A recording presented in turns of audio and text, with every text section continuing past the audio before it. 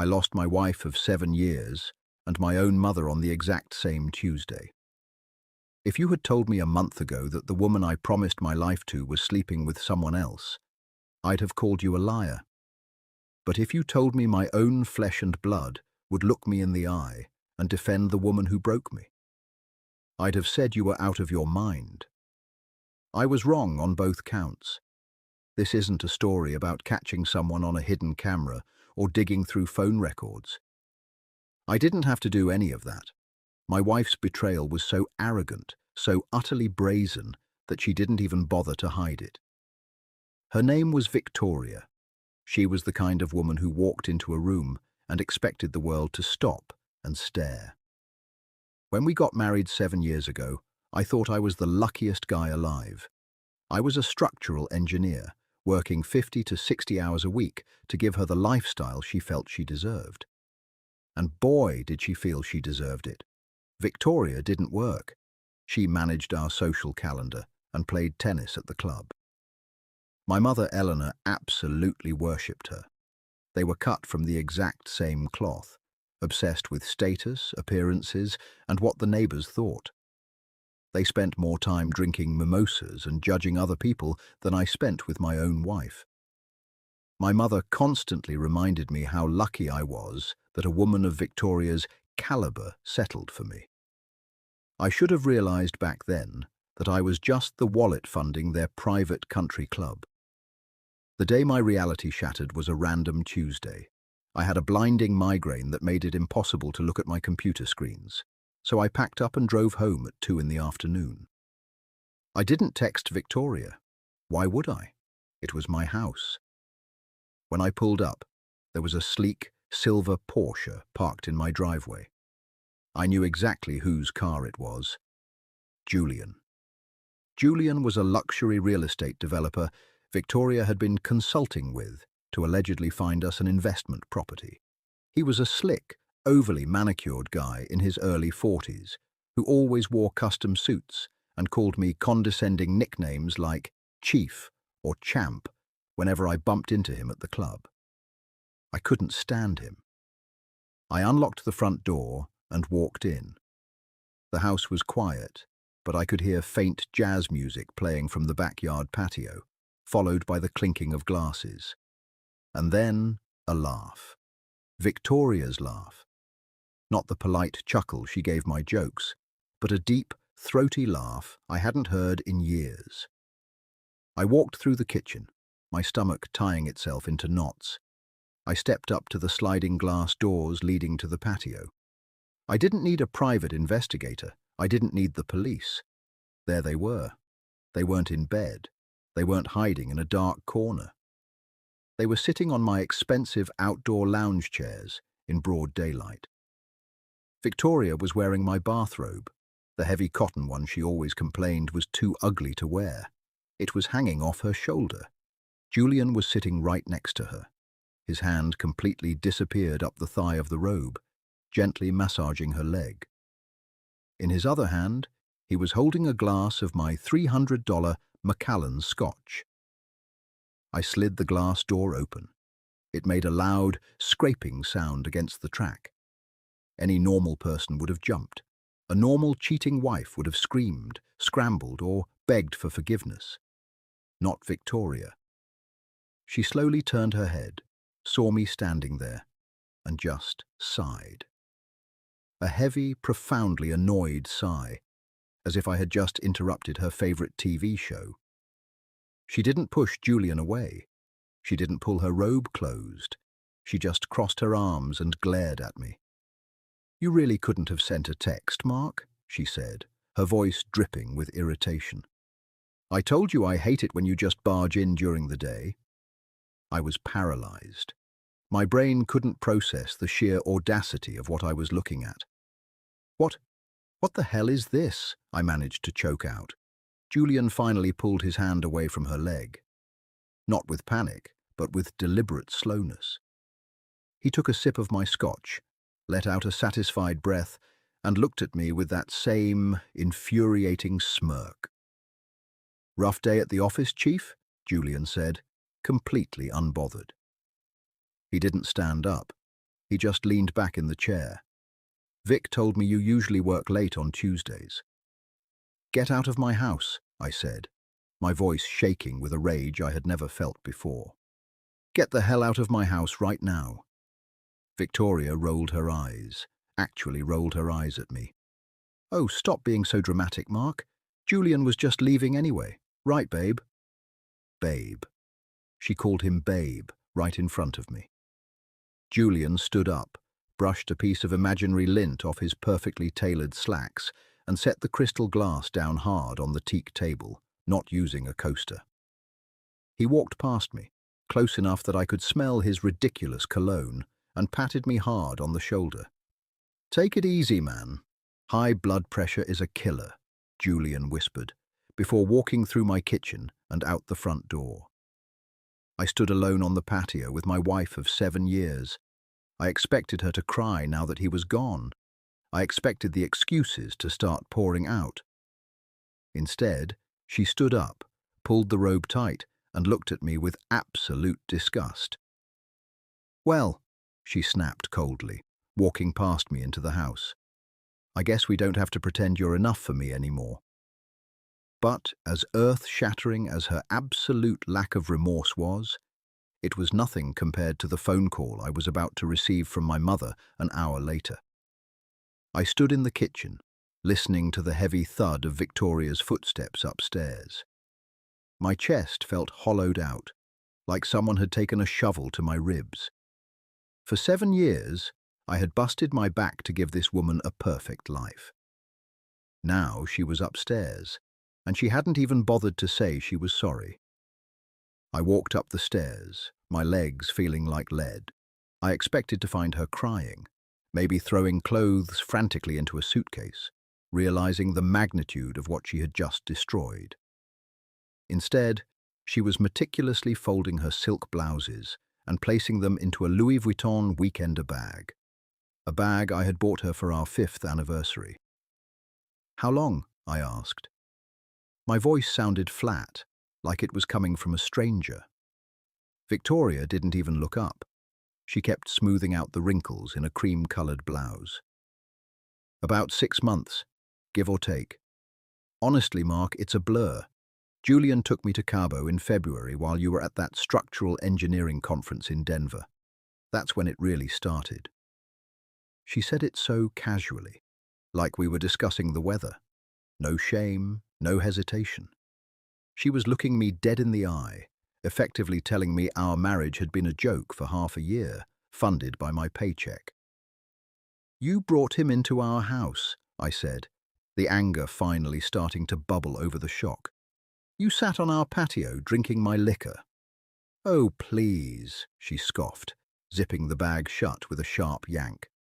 Don't play the wounded puppy. You've been married to your job for 3 years.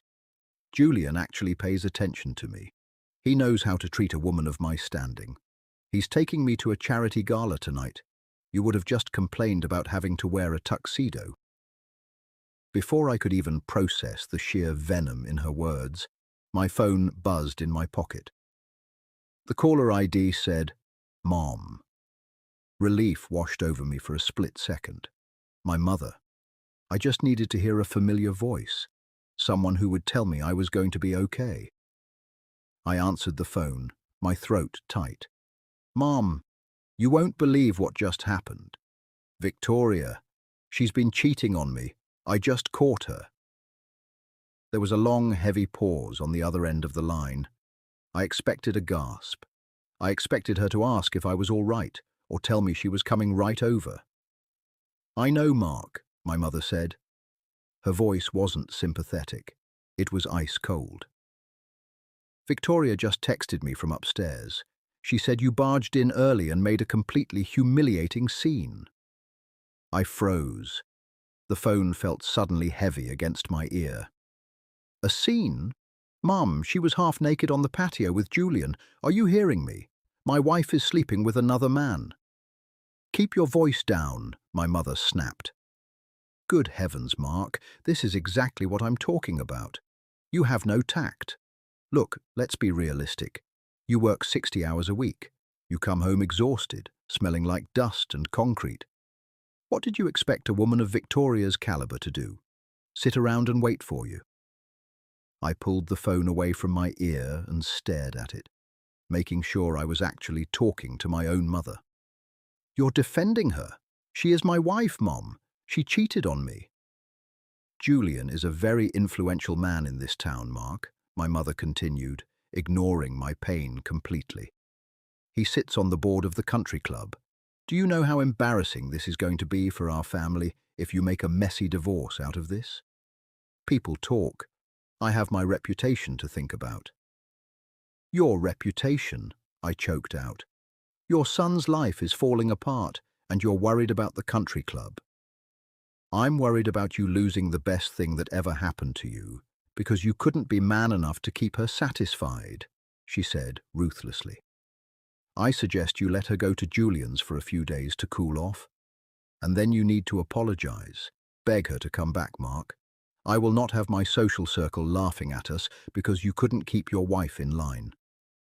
She hung up, just like that. Click. I slowly lowered the phone. Victoria was leaning against the doorframe of the bedroom, holding her luxury bag. She had a smug, sickening smile on her face.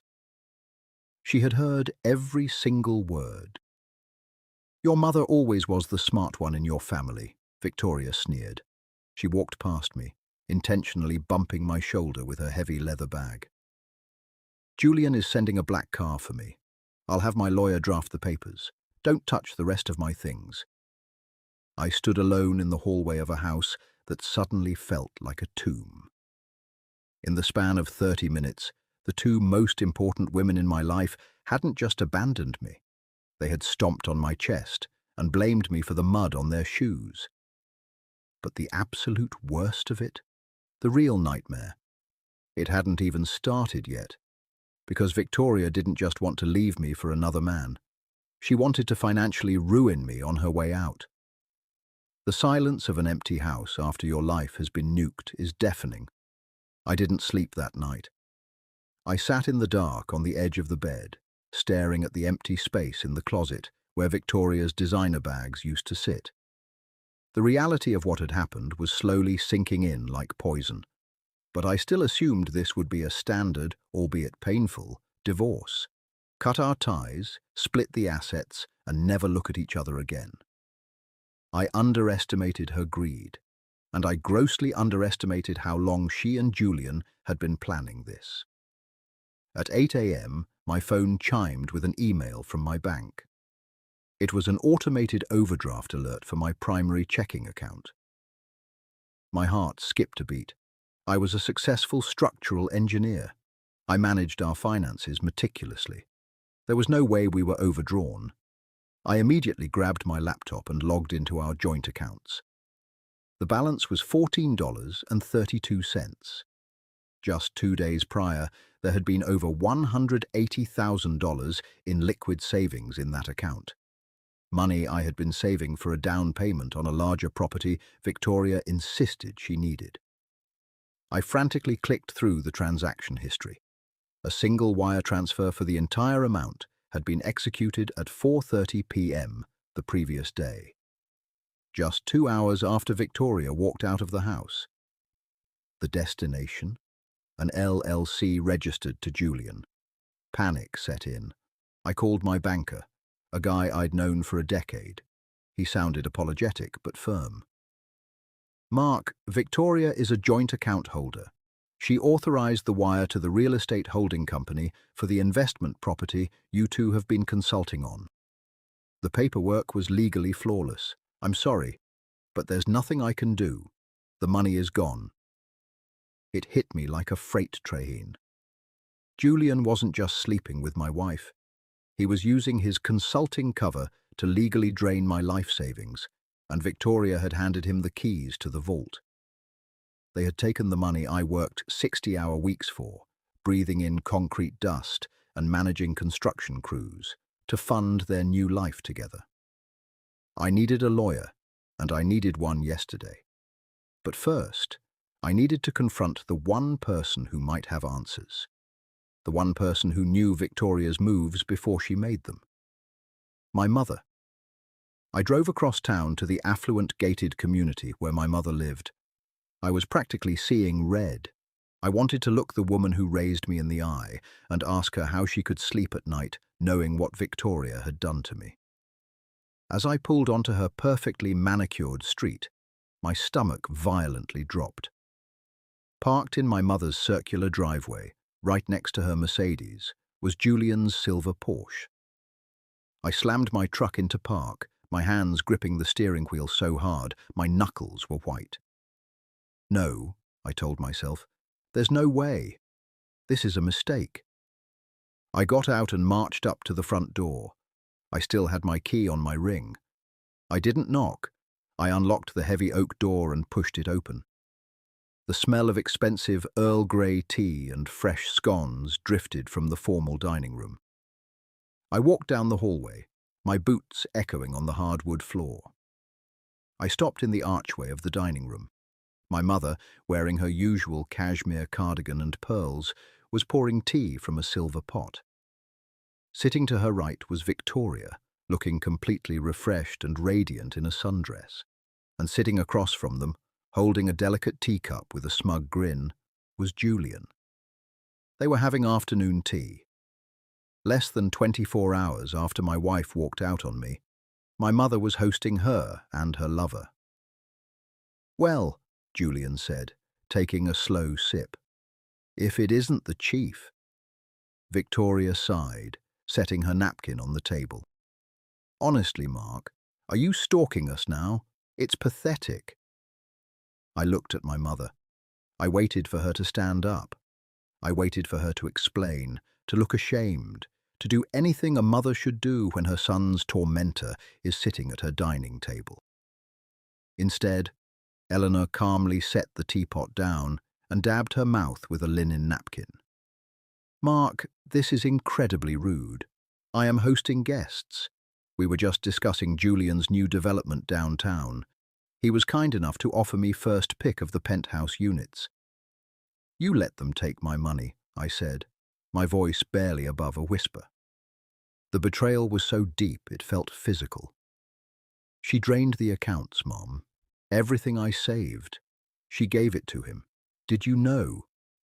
My mother didn't even flinch. She looked at me with cold, calculating eyes. "Victoria was entitled to half of that money anyway, Mark. Julian is simply helping her invest it wisely. You were just going to let it sit in a low-yield account. You lack vision." "I lack vision?" I yelled, finally losing my temper. "She stole from me. She is a thief and a cheat, and you are sitting here pouring him tea like he's your son-in-law." Julian chuckled, a low, arrogant sound. He reached across the table and placed his hand over Victoria's. "Careful, Mark," Julian warned smoothly. "Don't speak to my girlfriend like that. It's bad for your health." Victoria smiled at him, a sickeningly sweet smile, before turning her icy gaze back to me. "Julian is right, Mark. And since you're here, my lawyer sent the papers to your office this morning. I'm keeping the house, obviously. You have until Friday to get the rest of your things out of the garage. If you fight me on this, I'll take your business too." I stood there, looking at the three of them, a united front of pure, unadulterated malice. They thought I was weak. They thought because I was the quiet, hard-working guy who always provided, I would just roll over and let them crush me to maintain the peace. They thought wrong. I didn't yell anymore. I didn't cry. I looked my mother in the eyes one last time, turned around, and walked out of the house. I knew exactly what I had to do, and I was going to make sure they lost everything. I didn't drive home from my mother's house. I drove straight to downtown, parked my truck, and walked into the offices of the most ruthless family law attorney in the city. His name was Arthur, a silver-haired bulldog of a man who charged $1,000 an hour and was worth every single penny. I sat in his mahogany-paneled office and laid it all out. The cheating, the blatant disrespect, my mother's betrayal, and, most importantly, the $180,000 wire transfer to Julian's LLC. I expected Arthur to sigh and tell me it was going to be a long, uphill battle. Instead, he leaned back in his leather chair, took off his reading glasses, and actually smiled. It was a cold, predatory smile. "Mark," Arthur said, his voice a gravelly whisper, "your wife and her boyfriend aren't just arrogant, they are incredibly stupid." Arthur explained the concept of dissipation of marital assets. While Victoria had the legal right to move money out of a joint account, doing so in immediate proximity to a divorce filing to fund a lover's business was a massive, glaring red flag to any judge. It wasn't just frowned upon, courts punished it relentlessly. But Arthur wasn't done. "Let's talk about the house," he said. "You bought that house 3 years before you married her. The deed is solely in your name, and you've paid the mortgage exclusively from your separate business account, correct?" I nodded. "Then she has absolutely no claim to the property itself. Only a fraction of its appreciated value," Arthur stated, jotting down notes. "Her threatening to take the house and your business is a scare tactic, a cheap bluff played by a woman who thinks you're too spineless to call it." We spent 4 hours drafting the counter-offensive. We filed an emergency ex parte motion to freeze Julian's LLC accounts, legally halting him from moving a single dime of my money. But as a structural engineer, I couldn't just leave the business side of things alone. I knew how guys like Julian operated. That night, I sat at my kitchen island and pulled public construction records for Julian's highly publicized downtown development, the same one he was offering my mother a penthouse in. I knew how to read blueprints and financial disclosures. It took me less than an hour to find the rot. Julian's development was massively over-leveraged. The bank had halted his credit line 2 months ago due to structural permit failures. He wasn't a wildly successful developer. He was a desperate man drowning in debt. The $180,000 he took from my wife wasn't an investment. It was a lifeline to pay off his angry contractors. And my mother, she was his next mark. He was buttering her up, using Victoria to gain her trust, so he could drain her retirement accounts for a penthouse that would never actually be built.